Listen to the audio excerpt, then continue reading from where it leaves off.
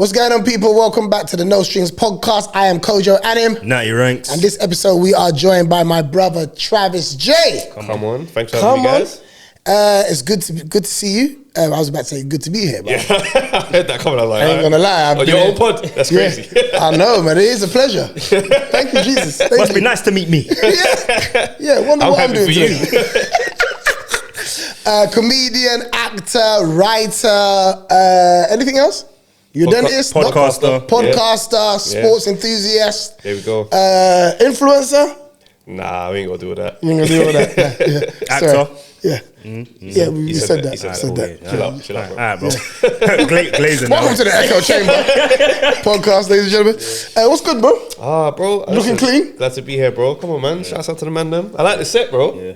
You do? Yeah. It's good vibe here, man. Is there any albums that you've listened to that stand out on our wall? The 50 Cent Get Rich or Die Trying. Like, when I'm driving, I'll do the long drives after shows and that. If I ever feel sleepy and coffee can't change things, that album going on turns into a 50 Cent concert in the car. Good conversation. Let's get into it. What I've gone down as saying that to me is the best rap album of all time, and the reason why I say that, right, not from a purist standpoint. Okay. That's the first album I saw that women knew the words to every song. Okay. Women was knowing the words to album cuts, bro. Yeah, and also, yeah. every song on the album was in the club. Every song on the album was in the club, bro. So I know it's a hot take, and people are probably gonna unfollow us. But I'm genuinely being serious. That take ain't even that bad. That take ain't even that bad. That From album start to finish. It's so impactful, it's insane. Like when you play it, that's why it's like, for me, it perks me up because I can't sit quietly and listen to these tunes, bro. All the lyrics have imprinted in my mind, fam. So it's a mad one though, because that's a crazy debut album. That's for that to be the start of your career. He's got Dr. Dre behind him. I don't care, bro. Many have had Dr. Dre behind him. Brother. Pause. He's coming in with he's coming in with the New York energy. I call that one. You got Dr. Dre with the beat, but you're coming with that aggression, that New York energy. It's a different combination. Fantastic. That's the first time I've seen that. It's not luck. It's just I think, you know, when people talk about like God's timing, yeah, it was just a natural order. It was just a natural order of the game's about to change, whether you like it or not. Everybody park your little thing, whatever you got going on. For real. Jay-Z, big up your thing, but chill out. You don't want to release right now, big man. Yeah, because there's a typhoon coming through. Away. Yeah, and it was also backed by authenticity as well. Because I feel like, you know, of course, there's people that sold a little weed and call themselves fucking drug dealers. Yeah, but then you had somebody that was so certified. Yeah, you had his story. You had the story. The nine shots, bro. And got rid of the guy who was the king at the time, was Ja Rule. Yeah. Whether you like it or not. My uncle used to go, my Uncle Long, shout at him, he used to go to the States a lot. So he'll come back and kind of let us know about what's kind of going on in the end. Yeah. And he talks like, Rank, so I must have went to New York, innit? And there's a new man called 50 Cent, you know. You need to check him out, man. He's real, blood. He's real. So from then, I'm starting to see all of these. Yeah. And fam, same thing. I listen to 50 Cent, Get Rich or Die Trying, and Busta Rhymes, It Ain't Safe No More. Okay, cool. Yeah, those are the two albums that I'll spin to this day. It's funny, just you saying that, it's mad thinking back to a time where America would have stuff before we have it. We'd be months after getting a song or a film. So glad those days are over, but like, because that's just dumb. It's like your boys telling you, oh yeah, there's trailers coming out. Why am I waiting, bro? But even radio, I can't remember, anyone said, and this is the new one, first played on our stations. No, motherfucker, I've got 38 million views, bitch. Please, stop telling them lies now. But now, 50 is impactful because it's like, it's that weird kind of intersection of him being who he says he is. Do you know what I mean? Because remember, everyone's got this thing about rappers. It's like, yeah, you can say all this stuff, but if the streets don't verify these claims, somehow we're gonna stop enjoying the music. But he was badding up Ja Rule, all the stuff of what he was doing with New York. He was taking on everybody, bro. No one wanted it with him. Nobody. Yeah, nobody. It's reckless, isn't it? And he had that thing of that kind of boogeyman thing of not actually living in New York anymore because he's out. Connecticut. And he's outside, so he can just go at everybody. It's like bouncer. Yeah, he's doing a bouncer. Shout out, man. So, man, like everyone from Dubai, blood. So he said with them friends, if I see you, man, on the road, I'm doing you something. No, do you see you, man, in the desert? Okay, but you know what? The reason why I was saying it's a good conversation is my Motorway album, yeah, I'm gonna feel like a pussy for saying this now after you said that one. It's Mariah Carey. No, fuck off. Usher 8701. I hear it. No, Okay, I hear it. What? Bro, I'm Late talking. night? I'm By talking yourself? about. I'm He's talking singing, about. bro. He's singing heavy. I'm singing. I'm awake now. It gets me to my journey. Do you know what I mean? I'm pumped up. I'm ready to do what I got to do, bro. 8701 is a fucking bad boy album. Is that the one when you remind me in there? Yeah. But you know that tune? I like the songs that's like later in the album, like Good Old Ghetto. Good old ghetto. Or how do I say it? Brother. That's the Traffic Takes of the Block. How do I see? How do I see, motherfucker? But that is my album for the Motorway, 8701, because I sing along to it naturally. So it's kind of like, okay, yeah, this is gonna do it. This is gonna be what you. No, it's Ain't Safe No More, innit? It's Buster. Buster, yeah? I listen to Buster a lot, blood. I stopped listening to. Start lift up the car. Nah, bro, I stopped listening to too many slow jams. I stopped that now. When you get sleepy. Yeah, man. What you saying? Are we immature? Nah, it's not even an immature thing. Do you know what it is? It just makes me sleepy and a bit too lovey-dovey with life and like everything. Blah, blah. I want to be on energy. I want to be on lovey-dovey by yourself, bro. I want to be on energy. I want to be on energy the whole journey. Let me decode what he's saying. Go on. He can't listen to them today without beating. Man said he's at a loose end. He's looking at us like, my guy, like, hey, Man's on the motorway just rock hard the whole time. I said, what am I supposed to do with this? Man's in the service making crazy decisions. He's like, bruv, buck slow, Joe. I'm trying to get to where I'm going. What you wanna do? Question for you, man, yeah? Oh, shit. What female artist do you listen to when you're by yourself? Young M.A.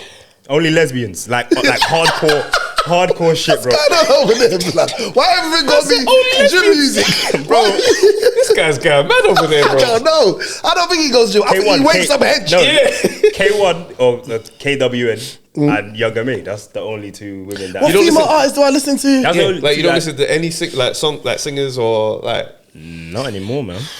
I'm trying to think, bro. Not really. Honestly, probably Nicki Minaj. You listen to Nicki? Fair enough. Oh, yeah. What's going on? Bro, what song do you? You made it sound like it was a mad choice. No, but you just listen to Nicki when you're No, just but chilling. like, it's You not. Nicki Minaj? No. One of the barbs. Barring. Do you know what? Nah, Nicki Minaj, because I think she's the best rapper of all time, female rapper. I think she's the best female rapper of all time. I think there's no better verse than Monster. I think she's the most successful. There's She no had a one run. that got bars like the Jack of Monster. I don't give a fuck. She ate all of them on there. She was the best rapper on Monster, bro. No, she's Alright. cold. I'm not trying What, to of discredit all her. She's time? Not that good. But Yeah, that's no, for me, that's a massive claim. No, it is a massive claim. I'll say but I'm talking about lyrically. my favorite rapper of all Female. time female is probably Missy Elliott. Yeah, Missy Elliott's definitely in That, that. I'm because happy I for like you that guys. ludicrous Busta Rhymes, that energy, Yeah. You know who's cold? I listen to Lola Brooke.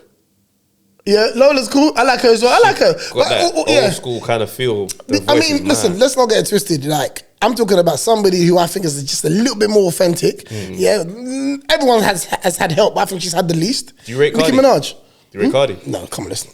She got great music. She got some bangers. No, I know, but it's been like, you can write jokes to someone, right, and they can go and perform it. Look, man, but you for don't me, think she's writing her no, own I think she got big songs. I like her songs. Yeah, she's but I'm not cool. gonna make her a rapper though. I'm not gonna make her a rapper. I'm not gonna do I that. don't think that's fair.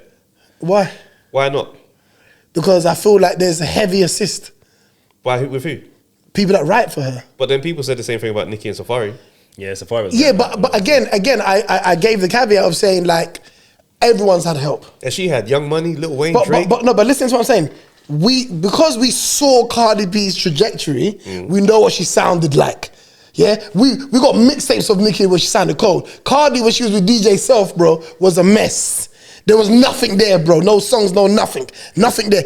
But I followed Cardi B from before when she was on Instagram. Yeah. Oh, I see. Okay, with Rick Michaels. She used to do videos with Rick Michaels. Yeah. So I'm watching them be funny, and then I see her on Love and Hip Hop, and I'm like, oh, that's the girl from Instagram. So I've seen it where it's like, bro, when she had DJ stuff, there was none of that there. Again, you need the right team, as we all do. You know what I mean? You need the right team.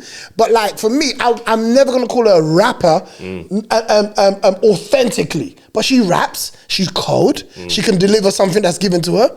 Props to you. I don't want to discredit her because I'm a Cardi fan. But she don't come in the conversation of rapper to me. No. Interesting. That's fair. No. Do you man ever? That's just a purist answer as well. Yeah. You see, when you're listening to female rappers or female singers and that, obviously sometimes you might sing along, you might know the words. You ever find yourself tripping up and saying something that's a mad pause? Oh yeah, nah. Brother, Lola Brooke had me moving mad in the car, bro. You know the tune, don't play with it, lay all day in it. And I was just like, I was going mad and I was just like, I just want a rough neck nigga for the show. I was like, wait, whoa.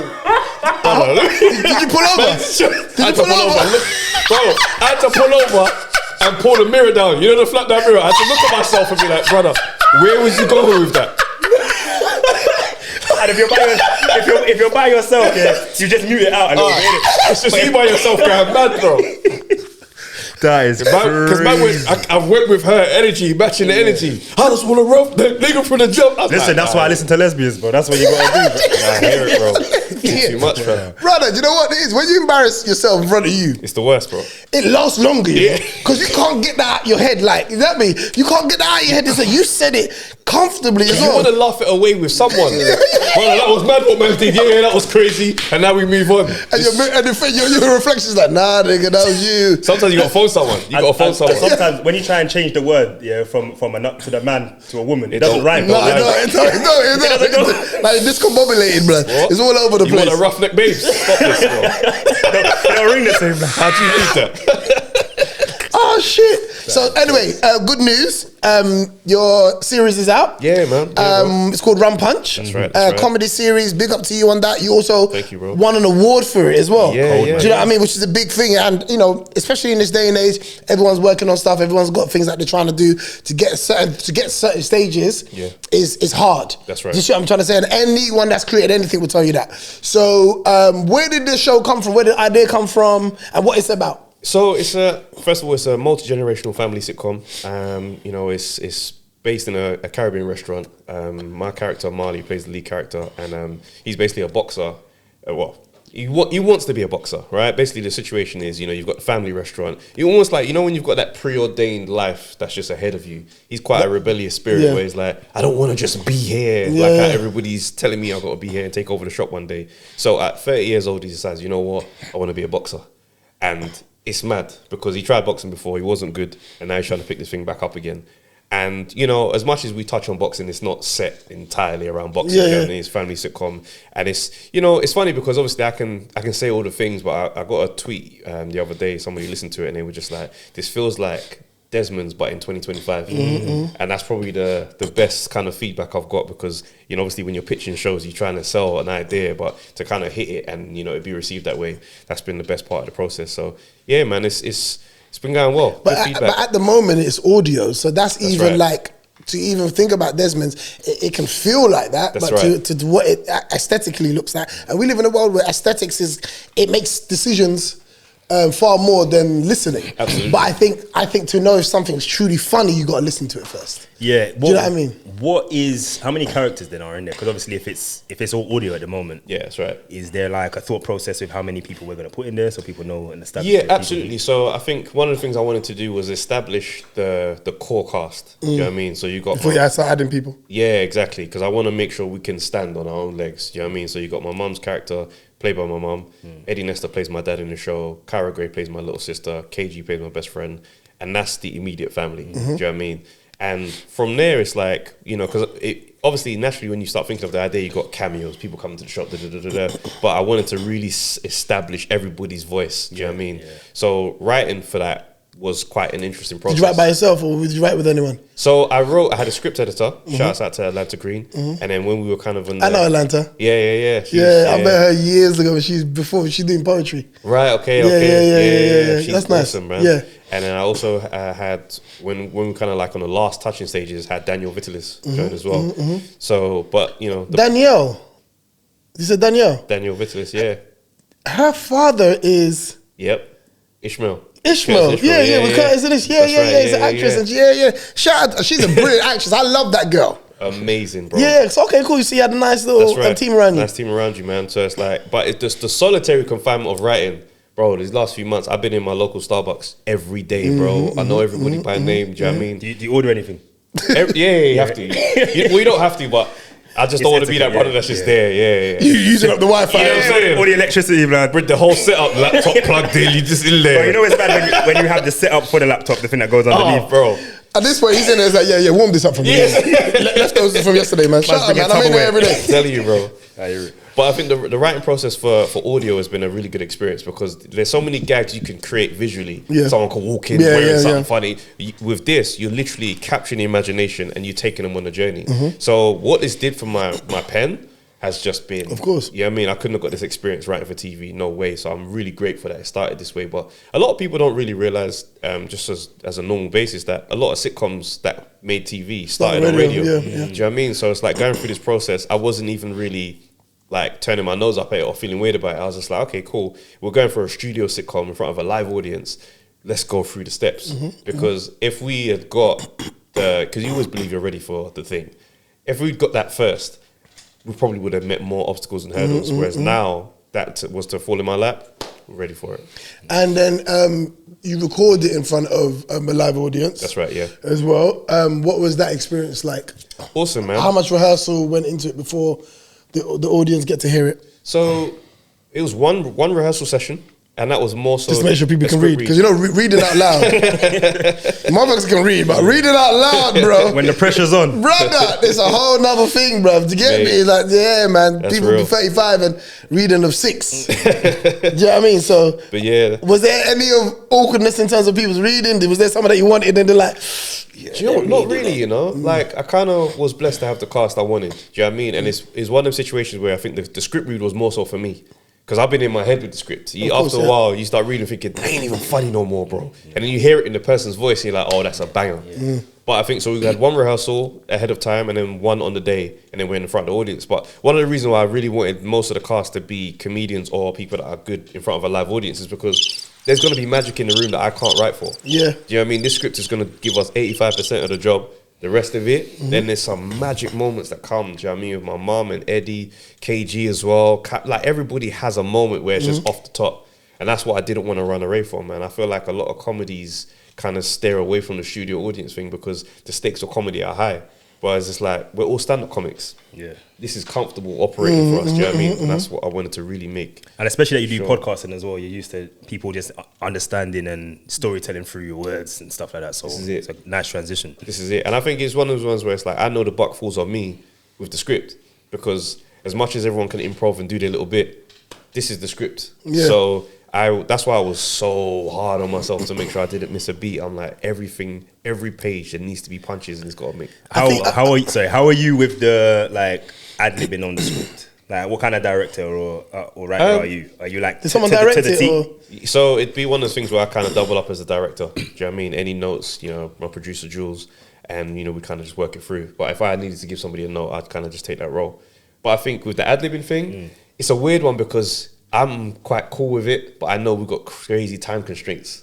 So we can't, that swells up the script so much, like even the subtle bits. So we do a take where it's like, stick to the script, and then when it's live, that's when I say, got you. Even when you film it, like, you know what I mean? When it gets to television, it's like, that's when you can have a bit more fun with it visually because there's comedy, like you said, you know, there's physical stuff that you can't really, you can write them in, but you can allow people to play it differently, try this, try that, do you know what I mean? But ultimately, when it's audio, you can't really fuck around with it. It's like film scripts, like stick to the script. I love when I see those things online where the actor's going and then you see the script rolling down. And you see that they hit all the markers. Bro, sometimes they miss bare though. I watched one for Denzel the other day, you know, Training Day. That whole speech was not written. Yeah. The whole speech was not written. I think it was like maybe 2 or 3 lines. It weren't written, and then in Paid in Full, Mackay Pfeffer plays Mitch. Wasn't written, improv. There's pure of it where you see the script and it's like, but the thing is, right? I think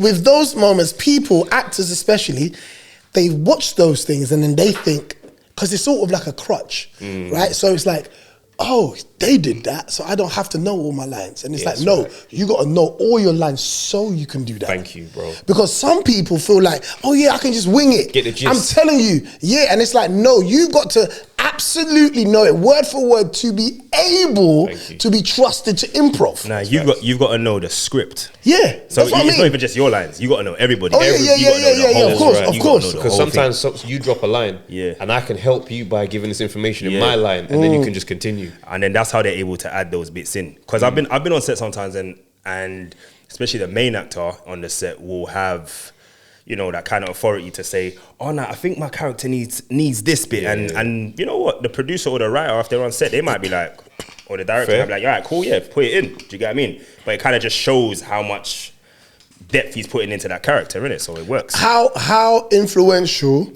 is having your mum and Eddie on set with you, because they have done what you want to do. That's right. They've done what you want to do, but also the wisdom. Absolutely. What things have they kind of had input on whilst being in the environment? And also, I want to shout out in that same vein is Ninya Benjamin.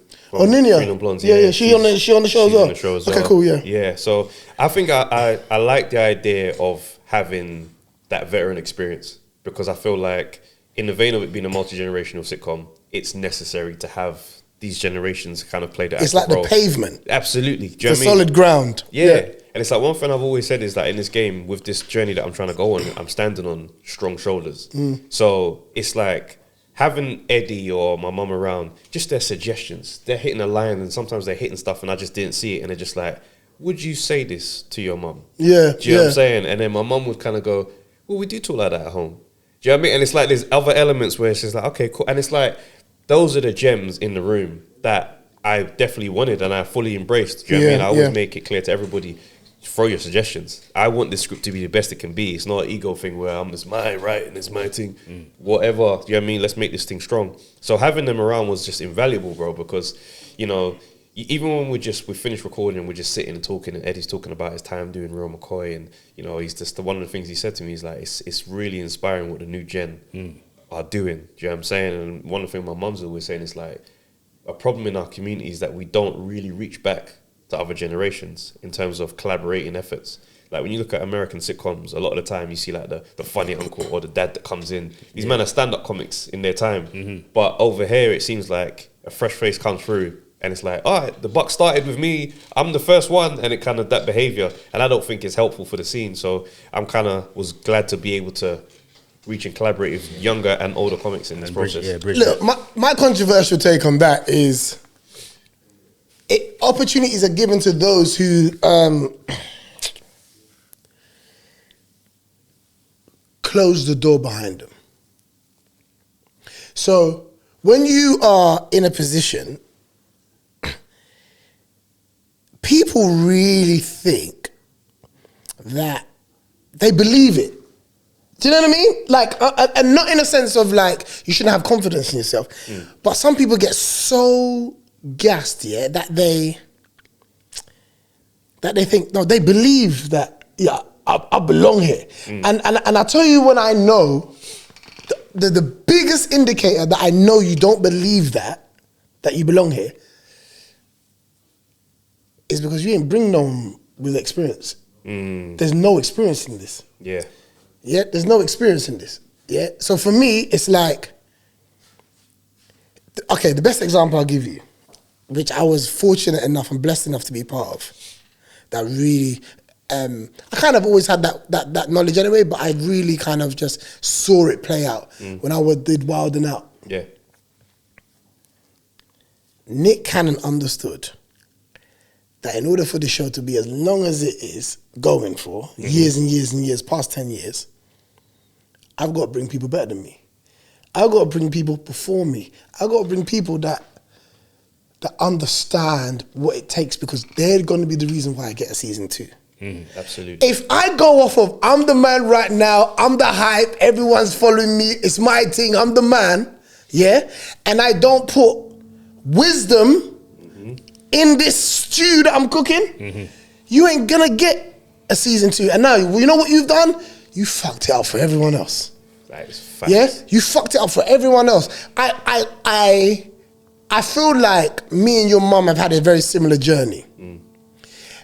She messaged me the other day actually as well. Just randomly words of encouragement. Do you know what I mean? Yeah.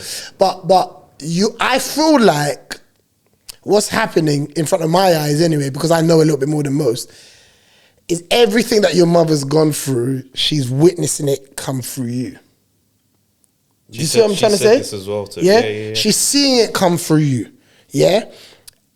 And it's crazy as a parent to actually also stomach that a little bit. Yeah. Because she's and I would love to get your mum on the podcast one day. But like, she had her own dreams, and there's this element of being a creative and being an individual that, yes, beyond being a mother, like I wanted this for myself. But the reality is, as parents, is that it may start with you, but it may actually happen through the seed.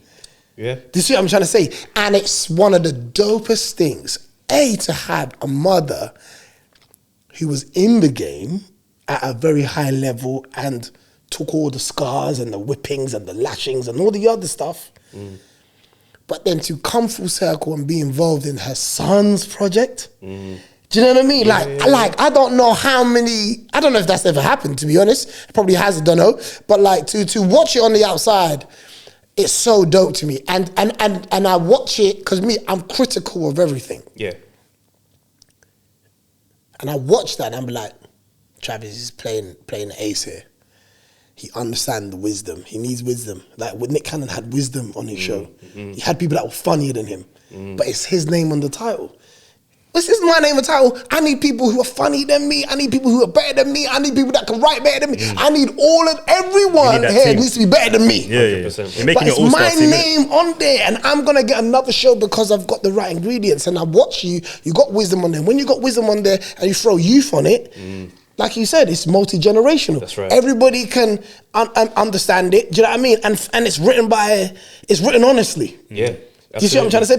Because you know what it is? What offends black people more than anything else is when you tell me that this is supposed to represent us. Yeah. And I don't feel it. And it's mad as well because it's like, it's so much truth in the things that you're saying. Do you know what I mean? Even conversation we've had privately where it's just been like, and because I was so close to the story, right? So you can imagine my mom's career takes off. I'm a child in the process.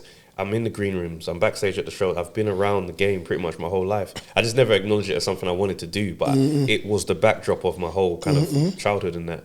But it's like, so I've seen the work that she's put in, so I know what real work looks like. And when we speak about the things, sometimes she has said, it's one of those things where I look at it and I'm like, you flying. This was what all of our work was for. And for me, I just feel like it only makes sense to find ways to give back. Do you know what I mean? In that vein. But it's like, the game has been interesting. One thing about me that I'm grateful for is one of the traits of my personality is I listen. I listen to advice from people, even if it's good or bad. I'll discard and choose to use whatever. But I always listen. And one of the things that she always told me was, surround yourself with people that know what they're doing. When the opportunity comes for you to do the work, make sure that you've left no stone unturned. And that can't be led with ego. Do you know what I mean? Somebody in the audience came up to me after one of the recordings and was like, I'm absolutely like, I enjoyed it so much, but I'm also surprised at how much you allowed other people to shine in the show. And she goes, I don't mean it like that, but in terms of like, there's so many funny moments with your friend KG, for example. And it's like, as a comic, you're supposed to be quite selfish. That's how I know stand-up comics to be. And I was like, I can't write from that place where, let me take that punchline and keep that for myself. Because those lines work the way they work because he's saying it. Yeah. Do you see what I'm saying? So it's like I treated all the characters, like my writing process was treat all the characters like friends. How am I looking after you in this scene? In the script. As a person who's coming to be a part of this project, do you look forward to being a part of it? Because some of us take projects and we're just like, all right, I'm going to learn my lines, do this thing, and after that, I've got something else happening because I'm not interested. This is just paying me. Whereas I want people to be like, right, I actually get to shine and have a moment.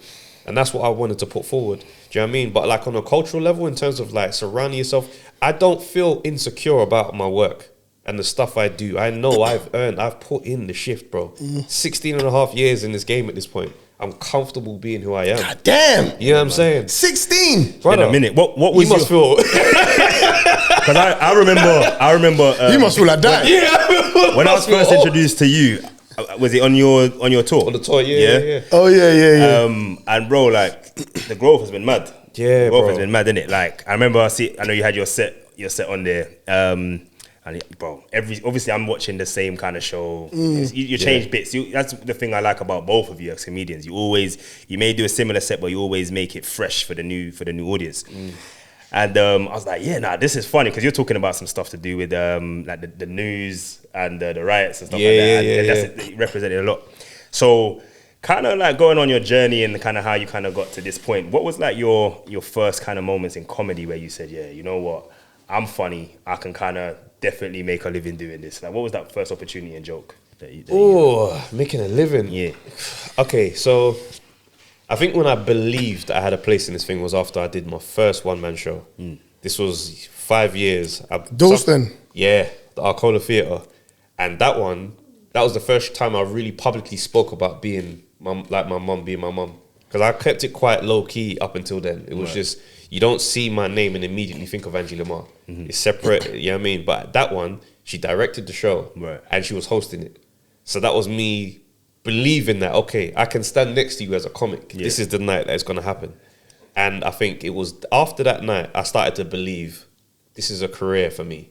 Up until then, obviously, I'm working, I'm doing stand-up, and it's a good vibe. Do you know what I mean? And I feel like I'm getting better the more I do it. But I'm not looking like this could be my real career. Do you know what I'm saying? It was after that show, and I just remember coming away from it thinking, all right, I know what this takes, the level of work this takes to come. I was going to say, I ain't wearing that blue suit again. Listen. You know what? The blue suit, I came to that show. Yeah. I came to that show, and I felt like that's the... Because not everybody, let's have it right, not everybody. Yeah, but there's a moment in your career where you either separate yourself or you're just going to be part of the pack. Most people are part of the pack. Yeah? They come as an ensemble. Very few have that moment where you go, okay, this is an isolated moment, and now I shift it. Because you can do your one-man show if you want to. That's right. That's right. Yeah, right? But it doesn't mean that it's going to separate you. Do you know what I mean? I had my moment, I think, when I did Fresh Prince of Hackney. Yeah, that's when it was like, okay, that separates you now. Yeah. Do you know what I mean? Now you got to go and really start dotting the lines on your career. And when I came there and I saw the polished behavior, again, I sat there and I was like, this is Angie's son. Yeah. You know what I mean? So you also get the benefit that most don't. Absolutely. You see what I'm trying to say? Absolutely. And you don't get to not know shit. Do you know what I mean? That gets taken away. You don't get the grace really because there's no excuse. You know what I mean? Because you got wisdom in the house. You know what I mean? That's right. And it's also in your genes. But to see that performance and the way you delivered it and to get to know you through it was special. Do you know what I mean? And that's when I was like, okay, he's good. That's when I was like, okay, Travis is here now. And it also said, Travis ain't trying to be part of the pack. Yeah, standing up. Big facts. You ain't trying to be part of the pack, and you got a talent that won't allow you to be. Do you see what I'm trying to say? 100%. And it was harder for you, even though you got grace, right? You don't get grace. It's also harder for you because of who your mum is. You know, we've all seen Richard Pryor's son turn up at the Apollo and go, and get booed. That was rough. Richard Pryor's son got booed, bro. The greatest of all time. He came out dressed like him, talking like him, like we was in the 80s. That was... Yeah, they said boo, man. Bro. So it's like, you don't naturally get the thing. It's more pressure. You know, Tony Rock. Yeah. You know what I mean? When you got family in the game, Charlie Murphy. When you got family in the game, it's tough. Do you know what's mad is I've never tried to move away from it. I've never run from it. Do you know what I mean? Like whilst I didn't publicly make it known, when it was known and it was a thing, it's like I was like, okay, my name's always going to be tied to hers. Do you know what I mean? Because there's times where people would just be like, oh, yeah, you're funny, of course, obviously, because of your mum. Do you know what I mean? And it's like, it just moves it away. Do you know what I mean? Like and it's just in your DNA. Yeah, but it's like, it's a thing where if the ego is out of place, you can hear that and want to push back and, no, it's all me. Whereas I'm like, it's not all me. It's never going to have been all me. Yeah. I've had a mentor from my career all the way through my career. So I respect her legacy by working hard. Do you know what I mean? Because I know that whatever I do, if I go and move mad or do something, it does blow back on hers as well. And You see you on the shade bar and that. this is it, bro. It's crazy. This is the thing, though. Angela Mars, son. I feel like you get your sense of humor from, like, I think I got my sense of humor from my parents. It's like a blend of them two. Anyway. Yeah. Do you know what I mean? So it kind of stems from your childhood anyway. That's right. Do you know what Absolutely. I'm saying? So, Well, me and her, we have a special relationship. Yeah. Do you know what I mean? That's like, we are saying with each other is like same team, same dream.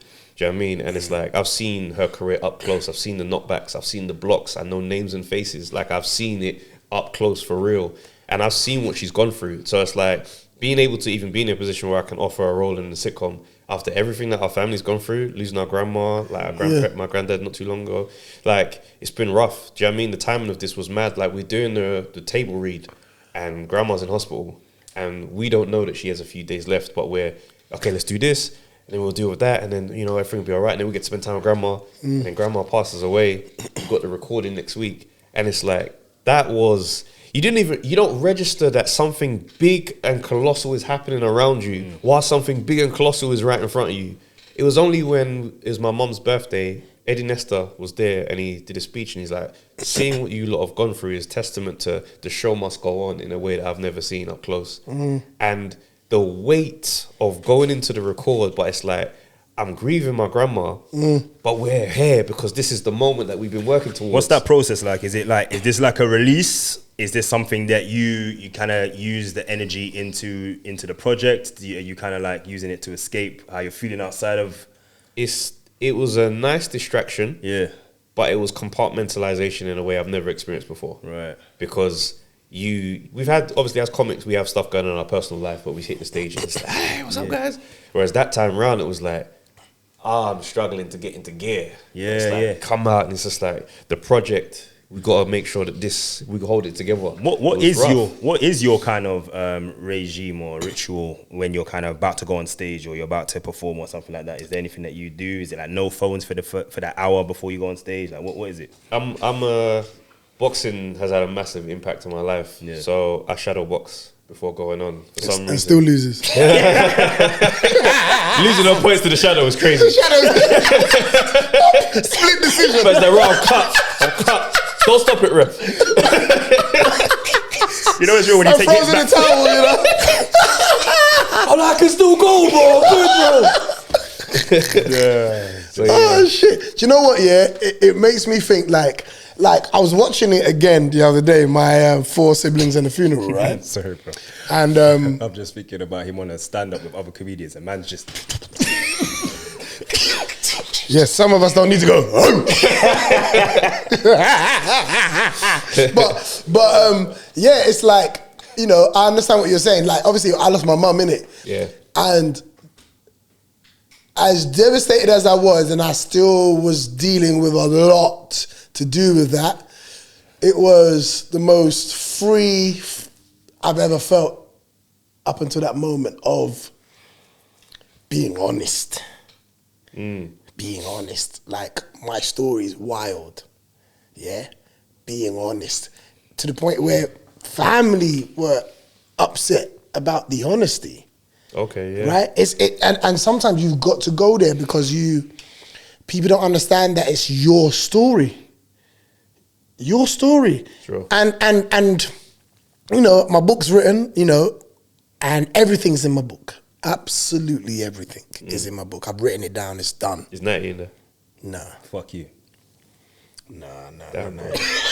You had no impact on this guy's life. Nah, do you know what it is? Them man are in there. I'm joking. But it's more like just really just saying I'll get to tell my story.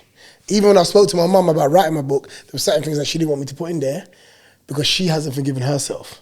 Got you. But I've forgiven you.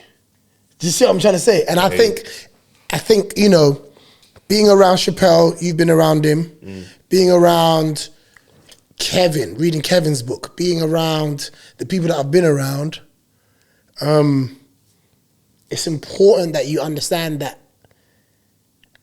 we are all a hero or villain in someone's story unintentionally. Yeah, that's real. Yeah, someone hates the ground you walk on, but hasn't even had the conversation to get your POV of that moment. Right. And through writing the book, it really made me think, about what their version would be. Okay. I'm excited to see this. Do you know what I mean? Out, bro. It makes me think about what someone else's version to, because me, you know, like there's apologies that I've made in the book. Do you see what I'm trying to say? Like all of that stuff. But I think getting into a moment where you're on stage and you're talking, you're going through grief, and then you got to lock in and compartmentalize, but you also got to deliver something to an audience, right? Yeah, it's also can be a bit of the. Sometimes you got to have that tragedy. You do to get that triumph. It grounds you in a serious way. Do you know what I mean? Like, there's just those moments where you just have that reality check. That's like, raw. Like, as my grandma was in hospital, just literally had just passed, and our family was just all around the bed. And I remember just looking around and just being like, raw, it's just this. Yeah. Like, this is really all we have is family, bro. Like, it's these realizations, because obviously you got your dreams, you got your aspirations, you got all these things, and it's just like you can forget that we're not guaranteed to be here. So, you know, that feeling, it therefore sat with me for a while. It took a while to kind of shake it off to get back into gear for stand-up. You know, through the record, for some reason, it kind of held me together. But when we hit that last record, the day after that, it was like, okay, you see the thing you've been trying to avoid? Focus on it now. And that's when it hit like a ton of bricks, bro. But also, bro, but it was beautiful at the same time. But, bro, I'm telling you, you ain't gone through nothing yet. Bro, I know. You ain't even gone. You think you ain't gone through nothing yet. It's grief is everlasting. It doesn't go nowhere. Oh, bro, I know. Yeah, it doesn't go nowhere. It's waves. And you will never be the same again. And you know, we don't, you know, God forbid, mum, dad, whoever, right? You change with each person. True. Children, missus, you know, my boy, you know, lost his missus to cancer, got 3 boys, and I, you know, I'm part of his close friends on Instagram, and every day is like he's posting about her, and I'm watching this. Do you know what I mean? Like I'm literally just watching him constantly go through it, and have moments where, you know, it's nice and you don't see a post, and then out of nowhere, boom. Do you know what I mean? And it reminds me of my mum, and sometimes I just play my mum's voice note, the last thing I've got of her voice. Do you know what I mean? And it's just like, oh, I wake up one day, you know, and I'm emotional. I'm emotional, and I don't want to talk to no one, and I'm just quiet. You know, sometimes my girl's like, "You okay?" Do you know what I mean? And I say yeah because of my default setting. Do you know what I mean? Just to be like, yeah, cool. And you know, and it's interesting because for women as well, it's like sometimes we're just processing stuff. We're not always sad. We're not always upset. We're just processing stuff. Do you know what I mean? The things that go through our minds on a daily basis, they can't fathom it. They can't fathom it. Do you know what I mean? And 9 times out of 10, it's things that are outside of us. Because our natural thing is to worry about everyone else. Yeah, it's not to do with the situation you're in right now. Yeah. Do you know what I mean? And sometimes they think it's about them. Yeah. You know, they run to it, it's about them. That's right. You're not having fun, kind of. And then you want to like, ain't nothing to do with you. You know what I mean? It's crazy because obviously as men, a lot of us are emotionally kind of behind as far as our development and being able to process, acknowledge our feelings, call it what it is, deal with it in a healthy way, and then move forward. A lot of times people go through some pain and it's like it becomes their new identity. As this happened to me, this is who I am as a result of this, as opposed to processing it, finding the growth and kind of moving forward. And that's just because a lot of time we don't give ourselves space to feel. You know what I mean? I know for me, that was the case. Like going into therapy helped me kind of challenge a lot of those perspectives within myself. Like when I lost my granddad, I couldn't really grieve properly because I didn't allow myself to really cry too heavily at the time. And the scar of that goes back to secondary school. One teacher made me feel like shit in front of the class. And my own little promise, you would never be anything. That's right. Who is this teacher that keeps going around? Because I hear it in everyone's mixtape. Same person. But he didn't say that. He didn't tell me I wouldn't be anything. Yeah. He made me stand up in front of the class. And never forget, Mr. Kitchenman, right? St. Dunstan's College, dickhead. Bun you, blood. And yeah, because that I don't know if I'm over that if I see him. So I'm in front of the class. Shadow boxing on speed now. About to let him know. Got hands now. Bob and weave. You know what I mean? So imagine I've gone into class now. I did the homework over the weekend, but I did the wrong page. Right? So he's put all the answers on the board. I'm marking my answers, and my answers are just mad wrong. And I'm like, bro, this don't make no sense. Go tell him. And he's like, oh, I see what you've done. So I'm thinking, this should be a quick resolution. It's no big deal. I've clearly attempted homework. This guy makes me turn to the class and he goes, what are you? You're a fool. Okay. What are you? Like, call and response for me to say. He made you repeat and it. I'm standing there and I'm trying to resist, but it's like, I'm 11. Did you do this with your glasses? Nah. Dickhead. Wait. But no, I said it. I remember saying it, and as soon as I said it, it was like something clicked where I was like, right, that's a violation, bro. It messed with me. Because the whole time you just like thinking, bro, if my dad was here, you could never treat me like this. So I just felt so exposed. And then from then, I remember crying, but I remember just kind of promising myself, we don't cry no more. Because this didn't help or save you. And it was a bad process to kind of move with. But imagine I don't face that until I'm dealing with my granddad. So, man, as soon as you got home, dickhead, bro. Shadow boxing, outside the classroom, blood, in the hallway. What? All over that playground. And the baddest thing is, he had sons in the school. I was gonna battle one of his sons. What are you? What are you saying? Say it. You're a fool. Big year 11 to year 7. Your mum's a fool. Run up on him, fam. Oh shit. Nah, I don't know why. Do you know it's mad how many people have these experiences with teachers, blood? Teachers just think that they could just be chatting on madness. It's mad. Actually deep it, at your growing age, you're going into schools and getting off by just telling youths. It's mad. The way you said it is like this brother was like Ghanaian. You are a fool. Why is it gonna be Ghanaian? There's a whole bunch of countries in Africa. Why are you gonna do that?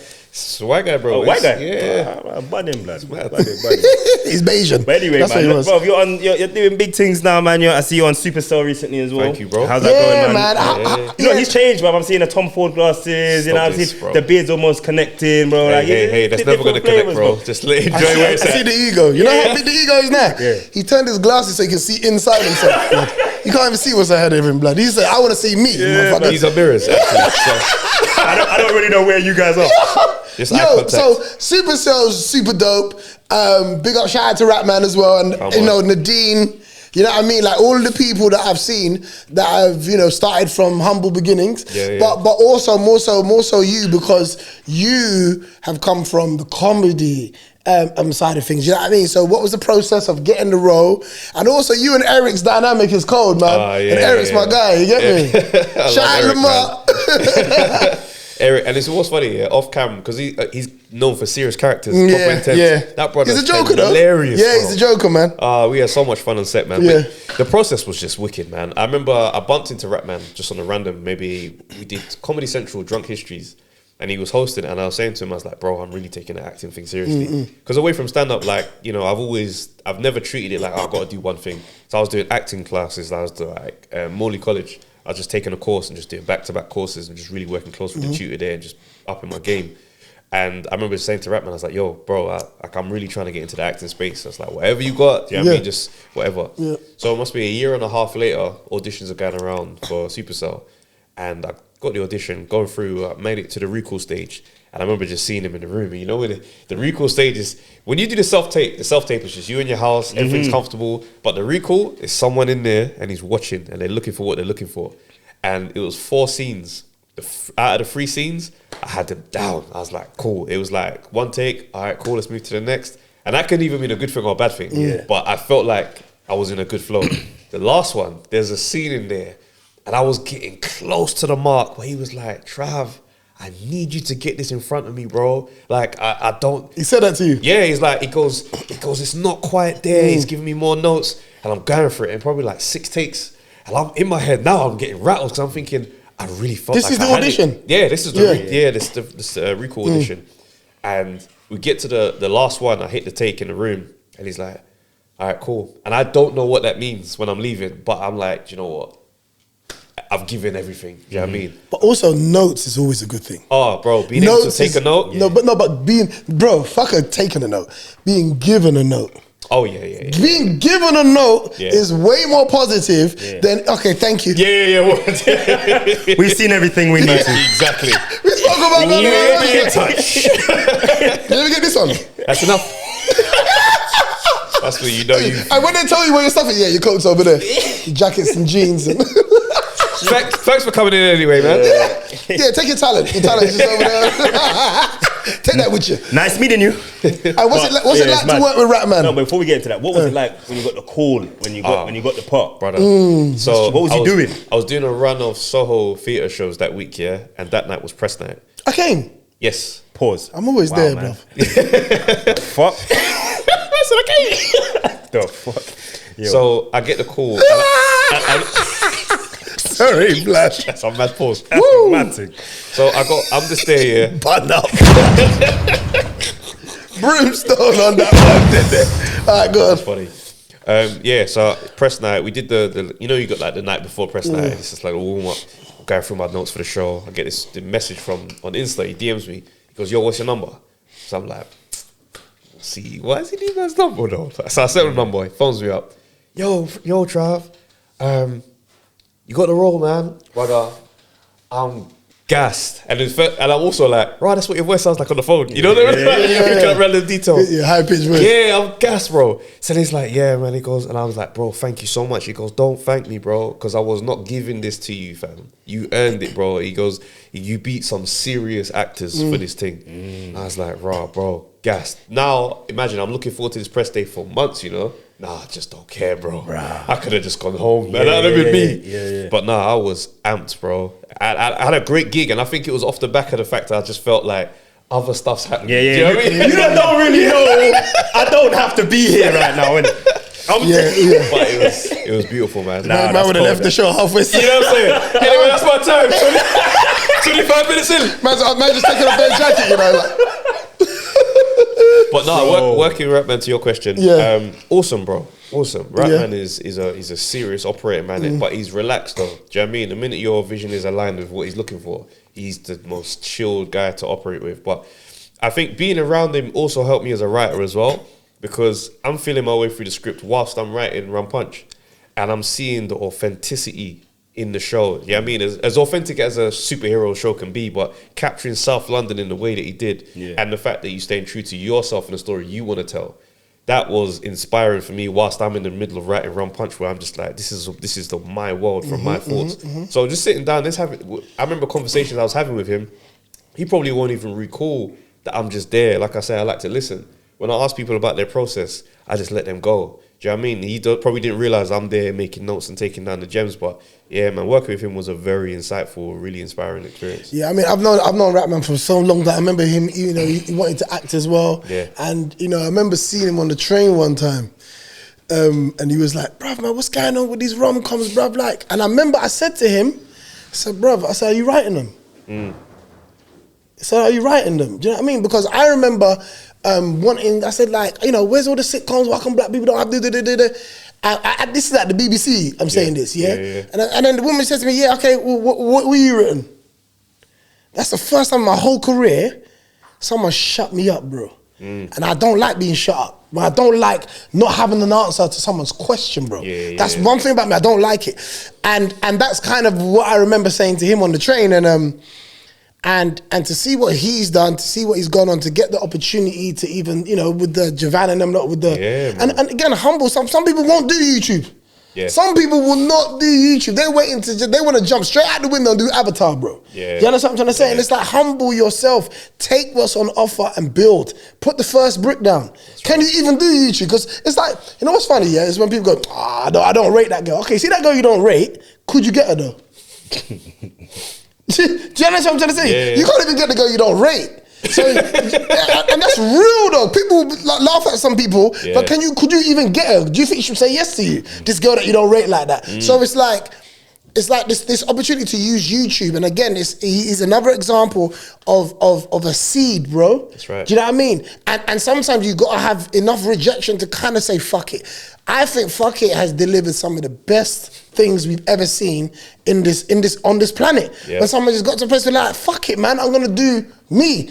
Oprah said fuck it when they fired her. That's right. Do you see what I'm trying to say? Sometimes you need that chapter in your life. I got a chapter in my book called Fuck It, bro. Yeah? Where it's just like, what's the point?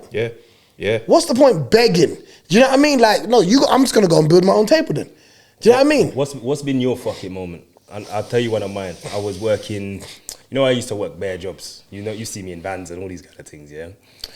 And I went, obviously, I've always wanted to be an actor, I've always been in the training in the gym and stuff like that. So I'm working all these jobs because we're living in London, just trying to make ends meet, whatever. And I go into the depot one day, bro. I look around and I'm waking up, 4 a.m. getting into this depot. Looking around, I see nothing but gap tooth smiles. Everyone's like pulling out their hair. Everyone's angry. The atmosphere is just mad. Yeah, and people have been here for like 5 years, 10 years. I'm doing choreo. I'm driving. Yeah, and one of those days, bro. I'm working for DPD at the time. One of those days, bro. I'm having so many things got to go right in that day for you to actually have a good day. Do you know what I mean? Because you're getting paid per parcel. So we're going through. It's like halfway through the day. I'm like listening to these podcasts where they're saying, yeah, believe in yourself, invest in yourself, X, Y, Z. E the preacher. All these the things. preacher E. You know when you hear it, you can't see it. Brother. That's hard, bro. Brother, I'm going through, and for some reason, in the back, because I got about 200 parcels in the back, and you in the morning you stack them in an order. For some reason, when I go in the back, everything's just everywhere, blood. I said, and it's getting dark. I'm just like, you know what? This is not what I want to be doing, bro. This is not what I want to be doing. It's paying. It's good money because it's decent money. I'm doing this. I'm doing this in the morning. I'm going to train in the night and try to train people in the night. But I'm like, you know what? I have to sacrifice the money for time spent on what I actually want to do. So that day I left the job.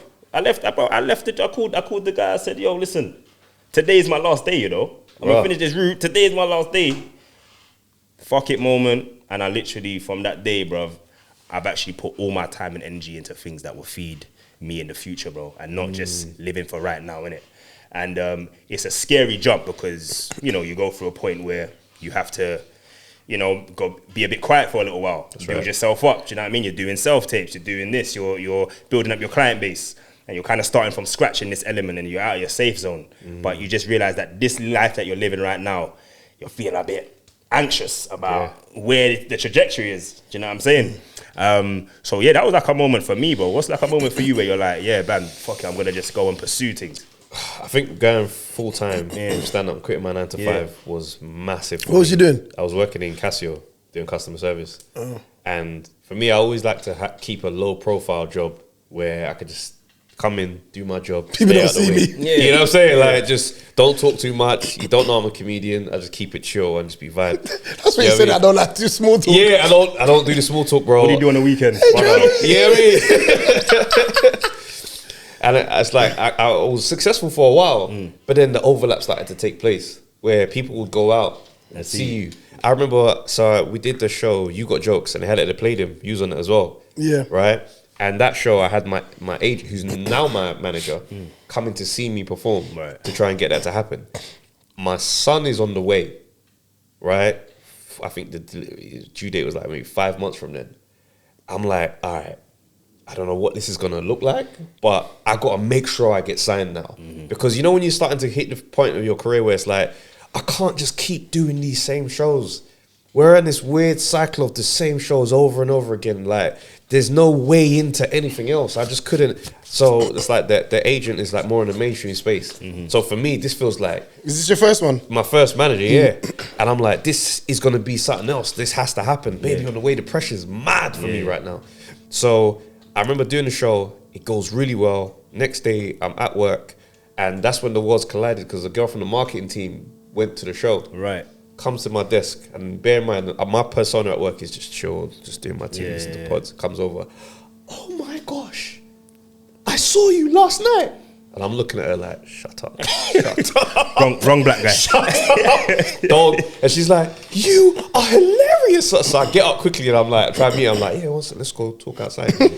We go finish the convo outside. 3 years and nobody actually knows that I'm black. I'm Superman. I cut back to my desk and they're just like, what was all that about? And I was like, oh no, she knows my cousin and we saw her at the concert. Just bullshit. But a few months from there was an appraisal meeting and people were getting like a lot of like celebrations for being there. Like there's one guy who was there for 40 years. And I remember sitting there and I got spooked because I was like, big up to him because that's obviously, that's hard to do that. But 40 years, I looked outside and I was like, you know how much the world has changed? in 40 years. I'm like, if I don't lock in and chase my dreams, I could be here for 40 years. This security blanket could be just how I operate. Bruv, I didn't even, like, I knew my son was on the way. I quit my job, and, you know what I mean? I remember sitting in my car the day after quitting my job, about to drive home, and I sat in the car park for like 45 minutes. And you start thinking, what have I done, bro? I've always had a job. From out of uni, I've always worked to do whatever I wanted to do. I was bricking it, fam. I'm looking at my office like, I wonder if they'll take me back just in case. You know what I'm saying? Yeah. But once it's a phrase. It's like me and KG on our pod, right? There's a book we're reading. I think it's Think and Grow Rich. There's one of the stories in there they use as an example, and the chapters, I think it's called Burn the Boats. And it's a story about these war generals, and it's like when they landed on shore, their mission was to go forward and take over a territory and do what they need to do, right? But before they set off, they burnt the boats to let all the soldiers know there is no backup plan. Do you understand? No rally back. There is no way, the other way. This is the way. And like, there was one time, and it's like, that's why you got to have good people around you as well. Because I remember saying to KJ, I was like, yo, I think I might even do the Uber thing. Just because it's getting a bit tired and I'm getting a bit worried. And he said, bro, I've seen you do stand-up, bro. Stay in that pocket. He goes, I know it's mad for me to say this because I don't know your situation like that. Stay and go through it, bro. Because whatever comes on the other side, I know it's going to be good enough. And these little moments have just qualified the moments. But through all of it, I'm sitting there just like, this is my only way. This is what I'm on. Because you know what it is to be competitive in a space where you're at now. It's like you have to put in those 100 hours. You can't do it like a part-time and just, oh yeah, I'm going to dibble in this and expect to just exist in the space. You've got to be competitive in the space. And the people that are just doing that are putting in that 100 hours. And that's what made me realize that when I actually did that, I started to realize, all this thing about, you know, updating your acting CV, your acting profile, watching like the kind of things you're listening to, how you introduce yourself. You know how much times I've had conversations with people, and because I'm not in that space of saying, yeah, I'm an actor. That conversation, I'm not even thinking about mentioning that. And that was the seed that would have. So putting yourself in that place to be competitive and doing that fucking. What was it? Because I know you haven't had have you ever had a regular job? Yeah. What do you think this is? I don't know, innit? I don't know. Look, I know you ain't. Man spoke to me like I'm from the Old Testament. Yeah, but I'm saying like, weren't you the disciple that they didn't talk about? Fam, that's like, I got crap on, man. I got sandals in this beach. Huh? I don't know Jesus personally. Jesus, man, sit there like I'm on the Lord's Supper picture. Like, have you ever had a job, bro? Nah, but I know that you've been self-employed for a long time. Yeah, for a minute. I used to work at JJ. JJB. Bro, I'm sure this guy's old, bro. Damn, nigga, you worked at Casio. They're still going, bro. Allegedly. No, but I worked at JJB. I used to work for British Telecom. Okay. Yeah. I've had office jobs, you know. Okay, cool. But my fucking moment was this is a funny story. So, brother, I was fucking broke. Yeah, I was broke. I was tired of fucking working, and I got evicted. I got evicted from my first ever apartment. I was probably there for like 4 years. But this is kind of when I started doing stand-up, in this apartment. Very new, like maybe like 3 months into stand-up, And I remember I got evicted, and my cousin was like across the road, kind of, do you know what I mean? So I stayed in this spare room for a little while, bro. And then I remember I signed up for this temp agency to get a job. Okay. Yeah, bro. And the job was for a receptionist, Job was for a fucking receptionist, and literally, bro, I went in. I got there at 9 o'clock. I sat down in front of this board of like telephone lines. No one introduced me to the team. No one even spoke to me. They just said, "This is where you sit." I sat there, bro. No one told me how to work. Nothing. I didn't get shown nothing. Bro. Wild. And then I got there at 9 o'clock, bro. 9:30. They told me to take lunch. Bro, they told me to take lunch, fam, And then literally, I got a call from the temp agency. Yeah, don't go back. Oh, wow. So for whatever reason, like they just took a look at me and said, this motherfucker. You can't sit at the front. This motherfucker ain't about to sit in the front of nothing, bro, They didn't even let me be bad at the job. That's hilarious. Do you know what I mean? But then literally, bro, I was like, that was my fuck it moment. I said, you know what, fuck it. And literally, bro, ever since that day, I did stand up full time. Okay. Yeah, I did stand up full time. I didn't know where the next thing was coming from. I didn't know, but I made it. And then the pressure leaned on me a bit more to start the Funhouse. Right? A little bit earlier, maybe in my development, but it was necessary for me to do my own thing. Actually, before I started Funhouse, I started doing this night called with the Starlight Crew, like a DJ crew. They used to host a talent show at Sound, yeah? Before Sound was even on the other side. It was on the the other side before, yeah? And I used to just host it every week. Bro, they gave me £25 every week, bro. A week? A week. £25 a week. But what I'm talking to you is about that 25 for me was everything, bro. Do you understand? It was something, bro. It was something. I weren't gonna sign on, bro. Yeah, it was something. And I hustled. And then I started the Funhouse. And obviously I was doing shows and stuff like that. Yeah. But remember also, I came through like a hurricane. Like let's have it right. When I came through stand-up, I came over and I was a hurricane in stand-up, bro. Do you understand? Everything was mine. Everything. And that allowed, but the thing is, I wasn't making no serious bread, because I didn't even know you could make money when I did stand-up. But it was just, I knew that it was coming. Then I was like, okay, I'm going to do my own thing. Then I started doing talent shows. Then I started doing the Funhouse. Do you know what I mean? And that was the thing. But it took that for me to go, fuck it. Do you know what I mean? Like, I'm going to just find my own money. And look at me now. I've never ever been worried about money. Yeah. Never ever been worried about money, because money is not really why we do what we do. That's right. Creatives, money is just like the commodity, but it's like something that you just get that comes with the art. Where art is first. We care about the art. I can go and make money. Anytime if I want to go and get a regular job, I can go and do that. I can make money. Money isn't what what ignites us. That's right. It's not. You can have. You know how much people have all the money in the world, have nothing to do. They don't have purpose. They don't see the drive. They don't see the thing that gets them up in the morning. Do you know what I mean? I never want to have that much money where I don't know what I'm doing with myself. It wouldn't make us happy. Creatives aren't here for money. It's a byproduct of what we do when we're great at something. But give us all the money and no talent, we'll be fuming. Yeah. I would probably, like, bro, Hollywood's full of people that got all the money and they jump off cliffs, commit suicide, because they've missed their purpose is gone. Do you understand what I'm trying to say? So again, Dave's always said to me, know your price and don't go $1 over it. Because you can't fulfill those commitments. You don't know what's on the other side there. You can't control what's on the other side of that. And you think you want to go all the way to the top. Yeah, even Will Smith's talking about, on the Drink Champs, when he's talking about the cliff top of being so high, that you're like, fucking hell, bruv. Like, what do I do after that? Yeah. It's scary, because there's nothing to do after that. And then you're in that space of, what the fuck do I do? Now you're idle, now you're doing weird shit. So, and a lot of these people, they turn to drugs because they feel like they've clocked the game. Yeah.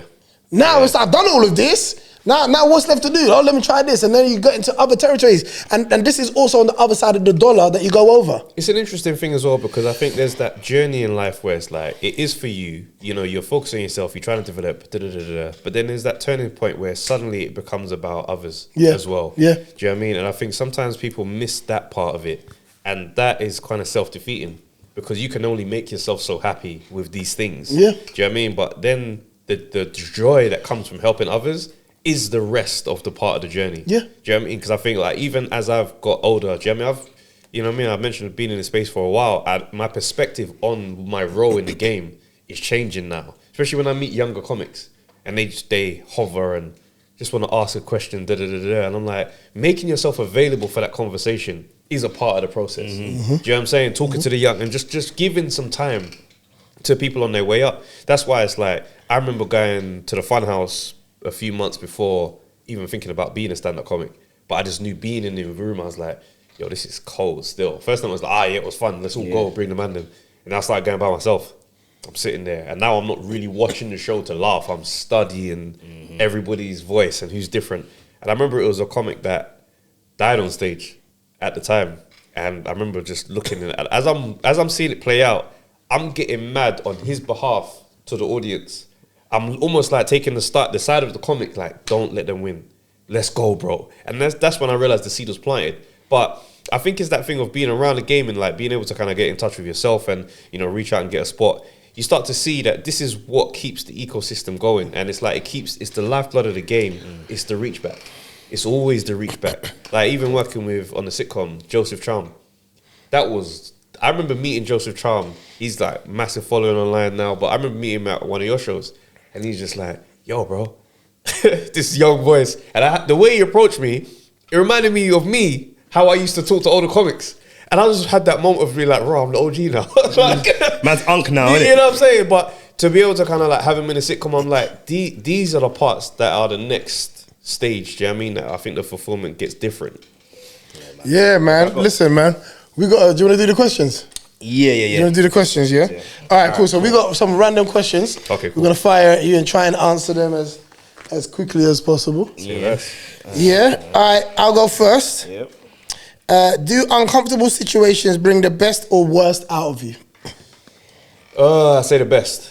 I think the uncomfortability for me these days usually comes in opportunities at growth. Do you know what I mean? Trying something different for the first time, taking on a mission that I haven't done before for the first time. Those things, that's when I really get to be at my, you know what? Because obviously I had my foundation growing up was sports.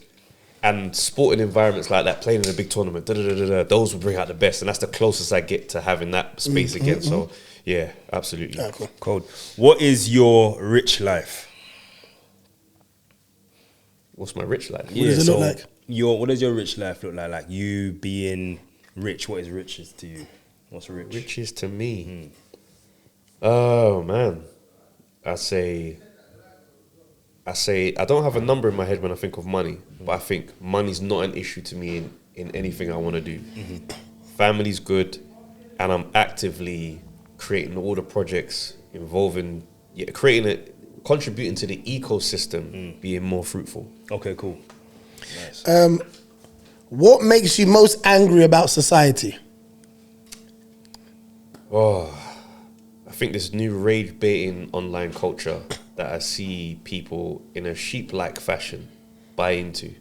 And I see it play out in lots of different ways, but particularly online, you've got the right-wing conversations where nothing needs to be true to be accepted. That irks me because a part of me wants to challenge every single time I know something isn't right. And I realize now you almost feed the flames when you do, because the rage was the goal. So it's like I'm standing in front of you and I'm calling you something that's not your name. You're like, no, but my name is Kojo. And I'm just saying, yeah, look at this, look at him, he's mad now. And you start thinking, well, how do I win this dynamic? Yeah. This new shift has really frustrated my mind. Do you know what I mean? So it's kind of forced me to take a step back to see how I'm going to operate. So You don't need to like retaliate to everything. you can't. Because, For sure. What is the unobvious thing that you struggle with? the unobvious thing. Do you know what's really funny? That's a great question. The unobvious thing I struggle with. Do you know what? I don't feel like I'm a stand-up comic, yeah. But in my normal life, I don't necessarily feel like I have because I'm such a reserved personality. Yeah. I don't crave the things that I know comics, on a general rule, tend to crave. Like what? I'm very cool by being in the background. Okay. Do you know what I mean? I'm such a reserved personality. Sometimes I struggle because I'm like, this isn't what people have bought though. Yeah. And the rest, the struggle is the stubborn part of me that's like, but brother, just be yourself. But then in certain rooms, you've actually got to go above and beyond to kind of make things go ahead. So sometimes I struggle with the fact where I'm like, all right, are you playing it too cool? And sometimes, coming across arrogant. And then because you get hyper aware. And then you start looking and thinking, people might be thinking you're arrogant, but the truth is, I've got nothing to say. Yeah. Yeah, I'm just chilling. I'm just saying. So, yeah. What is the most controversial idea you believe that within your industry most people disagree with? Oh, that's an interesting one that people would disagree with. I wouldn't call it an idea, but it's a belief. And I think we're in a time where the craft isn't a priority anymore. I worry about the future of stand-up because it doesn't actually matter anymore how good you are at stand-up to be big in this space. So, But it matters to be good in this space. oh, it matters to be good. Yeah. 100%. And I think if you focus on being good, Everything should align. But my thing is, I think because I processed a lot of things like sports, where I've played teams that were they were just cold. You lose, you get off the court, you say, rah, them men are serious. In this game, it doesn't operate like that. There's so many more politics involved the higher up you get. So I feel like my my perspective on it is just a bit more like we've got to get back to the craft for this thing to push forward. Otherwise, it's going to fall by the wayside. It's on hollow ground, in my opinion. I think the art will never die. I think, you know, coming back to what you just said, I've always said, you know, the list of people who are hot is bigger than the list of people who are big. Hot meaning? You can have a moment. Okay, cool. Yeah, got you. You can't cheat consistency. You can't cheat to get to big. Like Chris Rock's big. He ain't hot. I get you. You know what I mean? Yeah, Matt Rife's hot. He's not big though. I mean, in this world, you could argue that on numbers, but I know what you mean. But take the numbers away. Talk about the art form, right? Talk about sustainability. Talk about consistency, right? You know, respect doesn't come immediately, even though people want it to. That's real. We all do. We all want that respect immediately. Respect me. But I've found that natural respect is the real respect. And it comes after adversity. Also comes through going through something. Also showing, it shows staying power. That's right. That's where the respect that people talk about, right, comes from. Staying power. So that's why I say to you, we can tell you all the artists have had number ones. Yeah. But being big is a privilege that not many people get to do. That's very real. Do you see what I'm trying to say? 100%. So Matt's one of my closest friends, Matt Rife. Yeah. But again, this is big is like selling out. Big ain't selling out stadiums, blah, blah, blah, blah, blah. Big is, can you do it at 45? Can you do it at 60? How old are did you see the list recently of the top comedians? How old are they? That's right. Who in there's 25? That's real. Do you understand what I'm trying to say? So I just think that if we don't allow what the current status quo is, right, and stick to what's true about the game, we got to ride the seasons. You know, I respect people like Pharrell Williams. Sometimes you got to say, this ain't my season, and step out of it. That's true. And then come back into it, but we can't blame the season though, and say the game's ruined. The game's never been ruined, and it will never be ruined. I think stand-up would always be an art form that's respected in front of you. Yeah. You got to be in front of this. Ain't an LOL business. Yeah. What we do ain't about LOLs. This is real laughter. It's close up because the respect comes when people are sitting in front of you. You go, wow. Remember, they sit here, we're up here, but online everyone's on the, you know what I mean, same level. So yeah, you need to remember. Obviously, a lot of people go and see the cinema and all that kind of stuff. Right. But people, the theaters are packed out. West End is packed out every single night. People still want that feel. It's a whole different kind of vibe. Whole different kind of vibe. Cool, bro. So, what have you done recently for someone else? What have I done recently for someone else? Yeah, bro. It's fucking sitcom. I made a sitcom, bro. What you listening, brother? People got paid. No, take it away from entertainment and work. Take it away from entertainment and work. It's so crazy. Taking away from entertainment, you start realizing most of your life is entertainment and work. I don't know. I think your daughter, your sons, the missus. Yeah, I feel like, what can I think of? Do you know what's been nice, right? Is having a relationship with my daughter that, because she's from a previous relationship, so I'm not with her every single day. But seeing the space that our relationship has created where we can have conversations about... How old is she now? 14. So it's almost like you're a parent/mentor. So, you know, recently we were talking about... Oh, really? Like someone else in your life? Exactly. Exactly. And it's that thing as well, there is a little insecurity that comes with being a parent that's not in the home. Yeah, of course, absolutely. Do you know what I mean? You start wondering whether or not your position in their life is going to still hold. Do you know what I mean? So it's like, I'm so grateful that it's maintained.